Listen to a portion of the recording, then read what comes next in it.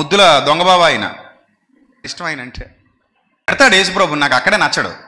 Bible తిడతాడు, అక్కడే నచ్చడు. చక్కగా కూర్చుని మాట్లాడుకుందామంటే ఒప్పుకోడు.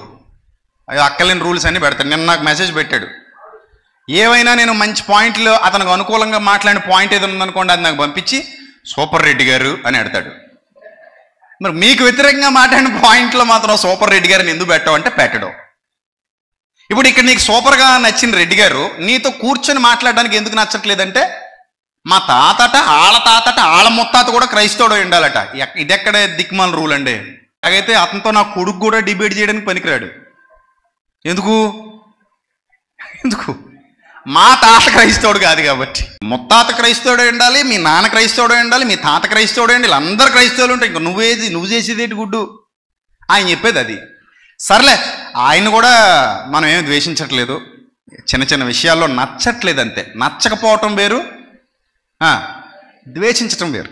ఆయన పద్ధతి నచ్చట్లేదు, ఆయన విధానం నచ్చట్లేదు అంతే తప్ప ఆయన మీద మనకేం ద్వేషం లేదు. ఎప్పుడైనా ఆయన వస్తానంటే కూర్చోబెట్టి ఆయన 26 ప్రశ్నలకి చక్కగా సమాధానం చెప్పేసి ఇంకో 10-15 అడుగుదామని ఆశగా ఎదురు చూస్తున్నాను. ఆయన 26కి చెప్పించుకోవడానికి రావట్లేదు, నా 15 అడుగుతానంటే ముందుకి రావట్లేదు. ఆయన పైపొచ్చి స్టూడియోలో కూర్చొని, నేను మొన్న సిగ్నేచర్ స్టూడియో ఆయన ఫోన్ చేశాడు నాకు, సార్ మీది ఒక ఇంటర్వ్యూ కావాలండి అని. నేను అన్నాను, ఏమయ్యా బాబు ఈ సింగిల్ ఇంటర్వ్యూలు పక్కన పెట్టి ముందు డబుల్ ఇంటర్వ్యూ చేద్దాం, ఆయన ఒకసారి పిలిపించవయ్యా అంటే వస్తాడండి ఖచ్చితమండి అన్నాడు. సరే ఫోన్ చేయి, నీ స్టూడియోలోనే కూర్చుందాం, మీరే అడుగుతురు కానీ మేమిద్దరమే కూర్చుంటాం. ఆయన 26 అయిపోయాక నా 15, లేదా ఆయన 26ని అట్టే పెట్టుకొని ఆయన 2 నాదొకటి, ఆయన 2 నాదొకటి, ఆయన 2 నాదొకటి, 26 మధ్యలో 13 సెట్ చేద్దాం పోనీ అన్నాను. చూడండి, డబల్ తగ్గిపోయాం. 26 మధ్యలో ఎన్ని సెట్ చేస్తాను? 13 సెట్ చేద్దాం. ఆయన 2 నాదొకటి, ఆయన 2 నాదొకటి, చక్కగా జరుగుద్ది కదండి, ఇంట్రెస్ట్గా చూస్తారు అందరు కూడా, అలా చేద్దాం అంటే ఆయన మీ అర్హతలు చెప్పాడంటే, ఏం అర్హతలు? ఈ అర్హతలు ఉన్నాడు ఆయనకి ఇండియాలో ఎక్కడైనా దొరుకుతాడా? దొరకడు. అదే ఆయన ధైర్యం, అదే ఆయన ధైర్యం. ఆ మధ్య ఎవరో చిన్నప్పుడు జోక్ అది, నేను కొండెత్తుతానని ఊరందరిని పిలిచాడంట. ఏమని? కొండెత్తుతాను ఊరందరిని పిలిచాడంట. ఊరందరూ ఆశగా వచ్చారంట కొండెత్తుతాడో చూద్దామని.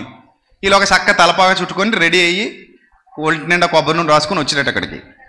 వచ్చేసరికి ఊళ్ళో వాళ్ళందరూ కూడా, మా వాడు కొండెత్తేస్తాడండి ఈరోజు, అందరూ చూద్దాం, టికెట్ 100 రూపాయలే అని చెప్పి మొత్తం మీద అందరూ వచ్చేసరికి ఆవిడకి వచ్చాక అన్నాడట, ఇలా నిలబడి ఆ కొండ తెచ్చి తల మీద పెట్టండి రా అన్నాడట. ఏం చేయాలి ఇప్పుడు? ఆ కొండ ఎత్తుకొచ్చి మీరు నా తల మీద పెట్టండి, నేను ఏం చెప్పాను, కొండ ఎత్తుతాను అని చెప్పాను, మీరు నా తల మీద పెడితే నేను ఎత్తి పట్టుకుంటాను. అలాగా మన రాధా మనోహరం గారి కూడా వర్కౌట్ అవ్వవు.